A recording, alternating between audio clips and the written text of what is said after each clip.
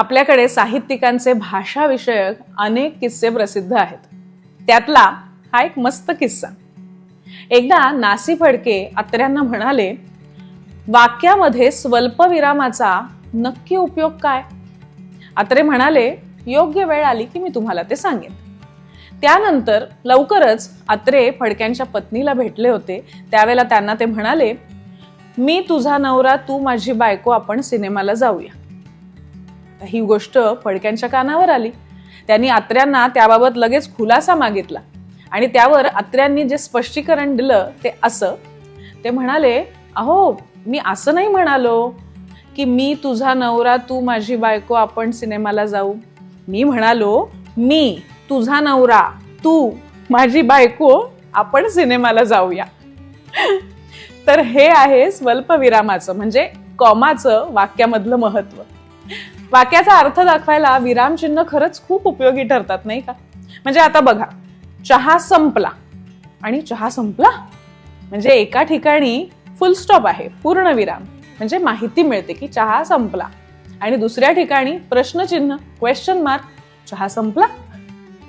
पण तुम्हाला माहिती आहे का, मराठीत 19व्या शतकापर्यंत विरामचिन्हच नव्हती. मराठी भाषेत पहिल्यांदा विरामचिन्हांचा वापर कोणी केलाय माहिती? मेजर थॉमस कॅन्डी यांनी मराठीत विरामचिन्ह वापरायला सुरुवात केली. त्यासाठी विरामचिन्हांची परिभाषा हे पुस्तकही त्यांनी लिहिलं. 17 पानांचं छोटंसं पुस्तक आहे आणि त्याची लिंक मी डिस्क्रिप्शन मध्ये लिहिली आहे, त्यामुळे ते नक्की वाचा. याआधी सहसा मराठी मोडी लिपीत लिहिली जायची. त्या लिपीमध्ये विरामचिन्ह नव्हती. अहो इतकंच काय, संस्कृत मध्ये सुद्धा दंड म्हणजे पूर्ण विरामाची उभी रेख सोडली तर दुसरी विरामचिन्ह नाहीच. मेजर कॅन्डी यांनी आपल्या आयुष्याची जवळजवळ 50 वर्ष महाराष्ट्रात घालवली आणि मराठी भाषेची अनेक प्रकारे सेवा केली. म्हणजे विरामचिन्ह तर दिलेच, ते पुण्याच्या प्रसिद्ध डेक्कन कॉलेजचे पहिले प्रिन्सिपल होते. अनेक क्रमिक पुस्तकं म्हणजे टेक्स्ट बुक्स त्यांनी लिहिली. पण सगळ्यात महत्वाचं म्हणजे इंग्रजी ते मराठी हा कोश लिहिण्याचं प्रचंड मोठं काम त्यांनी पूर्ण केलं. आता या कोशाचा उल्लेख केल्यावर 2 नावं एकत्रच घ्यायला हवी.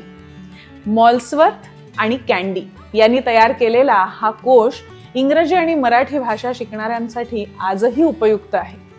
आज आपल्याला कल्पनाही नाही की या दोघांनी मराठी भाषेसाठी किती कष्ट घेतले. मराठी भाषेचे मराठी ते इंग्रजी म्हणजे मराठी इंटू इंग्रजी, मराठी इंटू मराठी आणि इंग्रजी इंटू मराठी असे कोश तयार झाले ते या दोघांमुळे. कल्पना करा, इंग्लंडमधून आलेली ही तरुण मुलं, त्यांच्यासाठी मराठी भाषा, आपली संस्कृती सगळं नवीन. पण ते या मातीत मिसळले, इतक्या लोकांमध्ये मिसळले आणि इतके की मॉल्सवर्थचा उल्लेख मोरेश्वर शास्त्री असा होऊ लागला. त्यांनी पहिली छोटी डिक्शनरी बनवली, तीच 25,000 शब्दांची होती.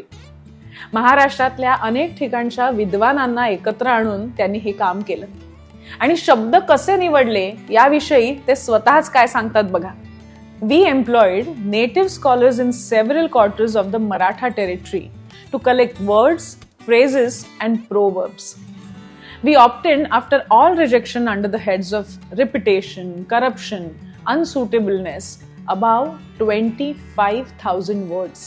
We investigated the grammatical designation, the derivation, the orthography, the gender, the meanings, primitive and figurative, the applications, regular and popular, the currency, whether general or local. The points settled were written down instantly in Marathi and English. इंग्रजी ते मराठी म्हणजे इंग्रजी into Marathi डिक्शनरीचं काम अधिकच अवघड होतं. तुम्हाला एक एंट्री सांगते बघा, तुम्हाला लक्षात येईल मी काय म्हणते. आपण एक शब्द घेऊया, एबल, ABLE. एबल हा शब्द जर पॉवरफुल या अर्थाने वापरायचा असेल तर शक्तिमान, सामर्थ्यवान, समर्थ, बलवान. मेंटली म्हणजेच क्लेवर किंवा स्किलफुल म्हणून वापरायचा असेल तर समर्थ, दक्ष, पटू, कुशल. Of adequate quality, having the power असं म्हणायचं असेल म्हणजे इटेबल सारखा शब्द असेल तर खायचा आंबा, पिण्याचे पाणी असं चा किंवा चे जोडून रूप बनवता येतं. किंवा खायला योग्य, खाण्याजोगा, खाण्याजोगता असेही म्हणता येईल, किंवा संस्कृतचा आधार घेऊन दानयोग्य, भक्षणोपयुक्त, लेखनोचित, पूजनार्ह असंही शब्द बनतील. म्हणजे एबल सारख्या पिटुकल्या शब्दाची ही एंट्री आहे आणि तीही संपली नाही, 1.25 पान आहे ती. आणि असे हजारो शब्द त्यांनी गोळा केले. म्हणजे बघा, स्त्रीलिंगी शब्दामध्ये वेगळीच मजा होती.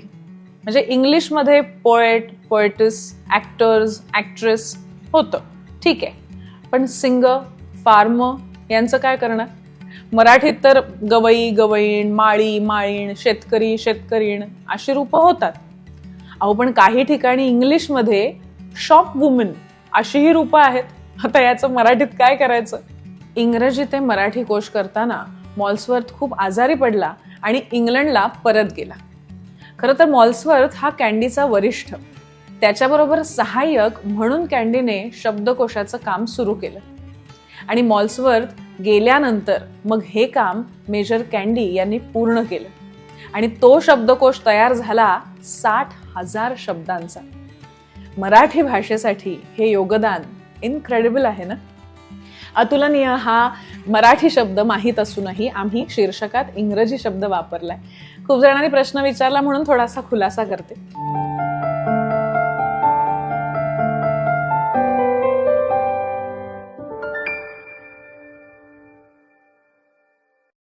आपल्या सगळ्यांचे लाडके विवा शिरवाडकर म्हणाले होते, प्रश्न हा इंग्रजीचा द्वेष असा नसून आपल्या मराठीचं, मातृभाषेचं संवर्धन हा आहे.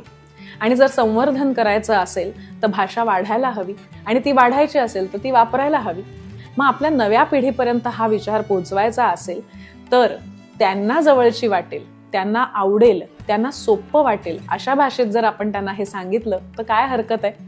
आणि खरं सांगायचं तर थोडा एक तांत्रिक विषयही आहे की यूट्यूबवर कुठला शब्द आकर्षित करेल तरुण पिढीला हेही पाहावं लागतं. आणि त्याही पलीकडे जाऊन मराठीची माहिती, महती आणि श्रीमंती इतर भाषिकांनाही कळू दे. आणि म्हणून त्यासाठी कदाचित काही भाग आम्ही इंग्रजीमधूनही सादर करू. आणि म्हणूनच इनक्रेडिबल आणि मराठी या इंग्रजी आणि मराठी 2 भाषांचा मिलाफ आम्ही या शीर्षकामध्ये केलेला आहे. आपल्या तरुण पिढीला आपल्या भाषेचा इतिहास कळू दे. तिला घडवायला मॉल्सवर्थ आणि कॅन्डी सारखी परकीय माणसंही झटली हे सुद्धा त्यांना कळू दे. आणि आज मराठी इनक्रेडिबल का आहे याचं कुतूहल जागं होऊ दे. मग उद्या हीच नवीन पिढी अतुलनीय मराठीसाठी झटतील याची आपण खात्री बाळगूया. आजचा भाग तुम्हाला कसा वाटला ते नक्की सांगा आम्हाला कमेंट्समध्ये. पुन्हा भेटूया पुढच्या भागामध्ये एका नव्या गोष्टीसह. पण हां, त्याआधी यूट्यूबवर मधुरा वेलणकर साटम हा माझा चॅनल लाईक, शेअर, सबस्क्राईब करायला विसरू नका. आणि अर्थात बेल आयकॉनवर सुद्धा क्लिक करा. पुन्हा भेटूया. धन्यवाद.